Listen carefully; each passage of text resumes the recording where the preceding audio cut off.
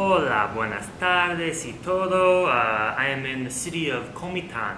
I have 2 more days in Mexico, which is sad because I love it, but it's time to move on. I've been in Mexico a year and we got a lot more countries to see. It's very cold here. I'm at 6,000 feet up in the mountains, about 2,000 or a little bit less meters of elevation. It's very cold but beautiful. And I asked you for questions on Instagram, and here we go. I'm gonna try to answer all of them. SV Hoffman asks, what have you the courage to solo travel? I wonder where you're from. That was very interesting English. What have I the courage?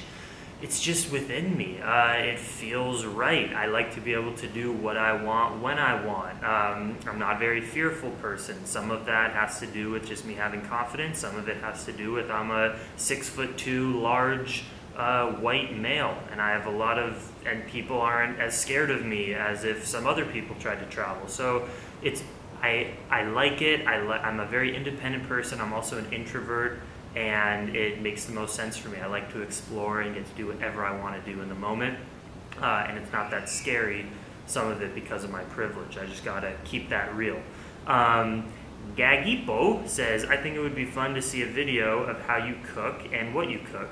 You know, that's really funny because right now I cook in a million different ways. I have this stove, I'll show it to you in a vlog. It's a camping stove. It's from the company MSR. It's called a Whisper Light. And I have a gas tank, which I can fill up gasoline just at any gasoline station. And it costs about $1 for a week's worth of cooking, which is pretty sweet. So I cook, I eat fruit throughout the day. All you need is a knife and tortillas, just knife and fork for that. And then at night, I usually cook almost every night when I'm camping on the road. Lentils, potatoes, rice, and veggies. So that's my staple, and I put a little hot sauce, avocado, some pumpkin seeds, and that's what I have for dinner with tortillas. And then when I'm staying at a person's house, like a host, I can cook on their actual stove. Eve Lalo says, no tenga miedo andar en Mexico con toda la inseguridad y tu perro no es atacado. What that means is, are you scared of riding in Mexico with all of the insecurities and danger and your dog getting attacked? So I know there's a lot of hype that Mexico and Central America is very dangerous and drugs.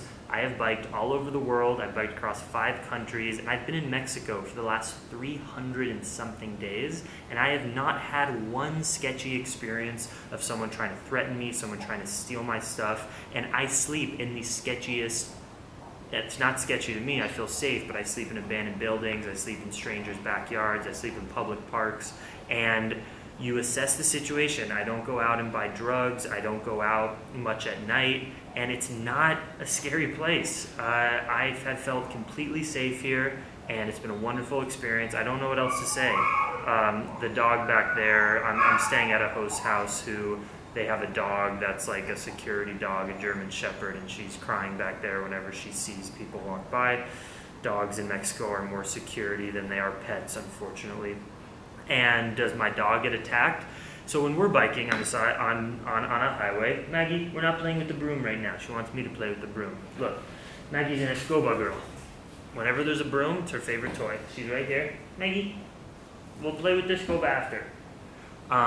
Dogs come out when we're riding and she's riding along my side in small little pueblos, small little villages, because the local dogs don't like a new dog coming in. And almost every day, dogs will come and run at her.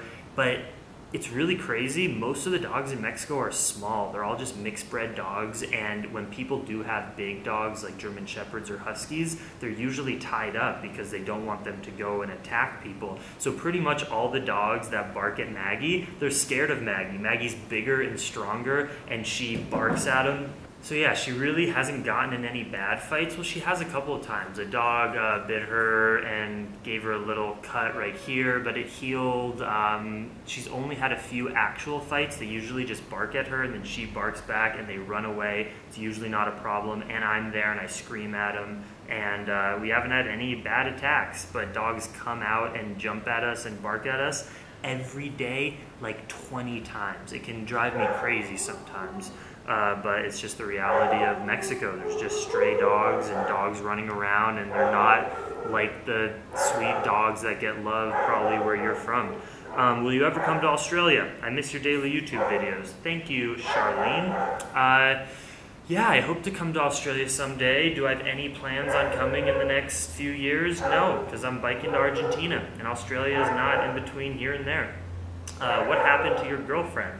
I have not had a girlfriend in a very long time. If you're referring to Alyssa, who is traveling with me, she's still here, and she is leaving in 2 weeks, but she's still here. She's just my friend. HD2 says, how does it feel to be solo riding after company for a few weeks? Wow, everyone thinks Alyssa has been gone because she hasn't been on my Instagram or YouTube very much. She is still here, and we are having a good time. I'm also excited to go back to solo travel because I'm an introvert and like to do what I want at any moment and not negotiate, but it's been lovely having company, and I will be lonely for sure when she leaves, but there'll be positives as well. Crystal Earth says, have you ever worried about violence when traveling via bike? I answered that pretty much. And of course, at any moment, a dude could just come up with a gun in the middle of the road and say, give me all your shit. And I would give them all my shit. It is vulnerable out here, but it just hasn't happened. And I guess that can happen anywhere. So, yeah. I carry a taser. That's the biggest weapon I have besides Maggie, who would be pissed at anyone who came to fuck with us. I also have a taser. Zoe asks, what do you recommend for people who are seeking to add a little more spontaneity to life? It's a great question. Free up your time. So many people, we're always making plans and we're always saying yes to commitments because we get excited, but then we don't have spontaneity. We get tied into things. When I started saying no to people for future plans, it allowed me to do whatever I wanted moving forward. So maybe that is a recommendation. Try to just have more free time. Don't schedule things, and don't be afraid of unscheduled time because you'll figure out what to do. Plensu Merida says, how can you afford this cool life? I mean, maybe you did savings. No, I do not do savings. I make money along the way. I tattoo people, but for most of the time I've made money through my YouTube channel and Patreon. Let's do a little shout out to Patreon. If you like my videos, which I don't post very much of anymore, I understand, but I post a lot on Instagram and hopefully still inspire you guys. I do like 20 stories a day and tons of pictures.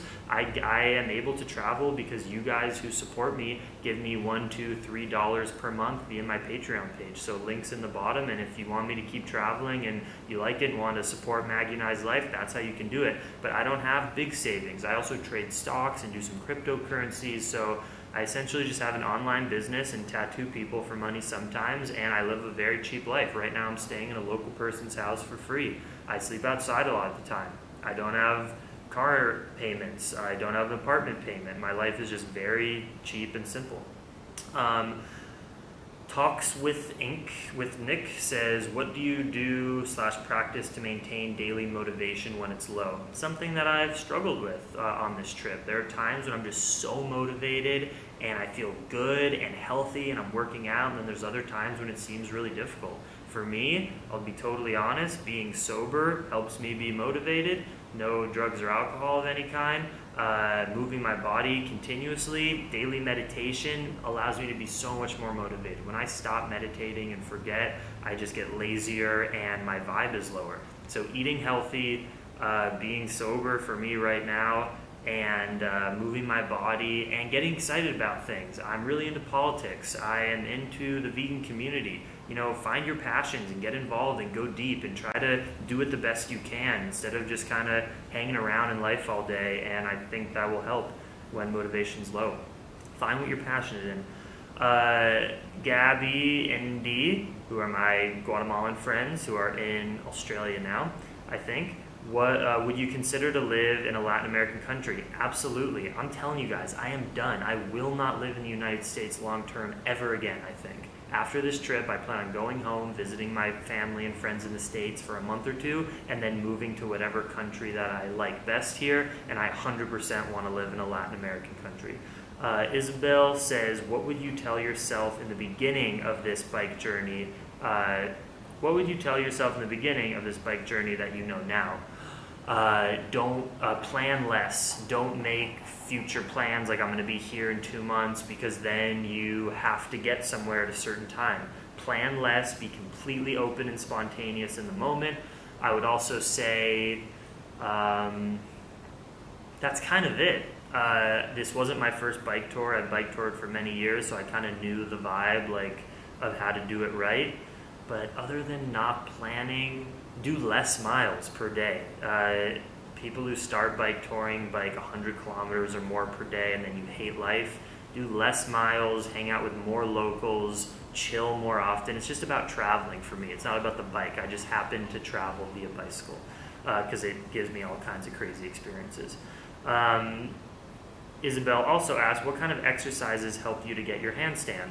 Just doing handstands and doing things like crow pose, doing ab exercises, shoulder exercises. But I know people who don't like exercise or work out and just do yoga and handstands and calisthenics, just like planks and starting on the wall and doing push-ups, just calisthenic, easy movements, ab exercises on the floor, crunches, planks, holding things.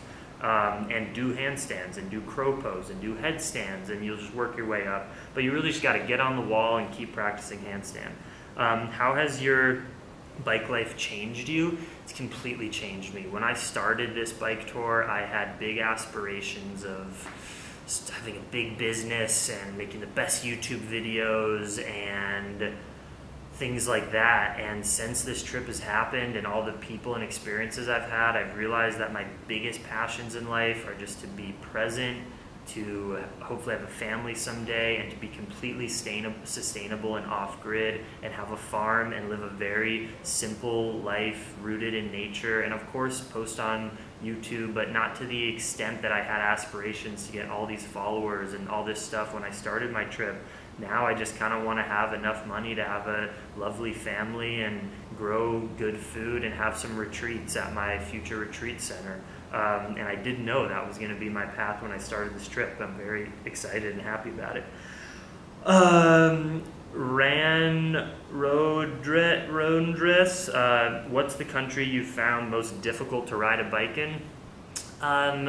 There's really no country that's harder than any other country that I've visited, because in any country that I've biked in, Thailand, Malaysia, United States, Canada, Guatemala, Belize, Mexico. Actually, Belize is the easiest country to bike tour in by far of any country. It's completely flat and there's a million safe places to camp anywhere. Belize is just the easiest place to bike tour. Guatemala is extremely hilly. It's probably the most difficult place I've bike toured. Actually, definitely. The mountains, of course, in the United States and Canada can be higher, so you can do a bike tour that's physically really challenging there. But the road conditions and the cars and the terrible fuel standards and the mountains in Guatemala are absolutely brutal. Probably the hardest place I've bike toured. Thank you for these questions. This was really fun. Hope you liked the video. I'll try to do more of it. Much love, Dream Extreme.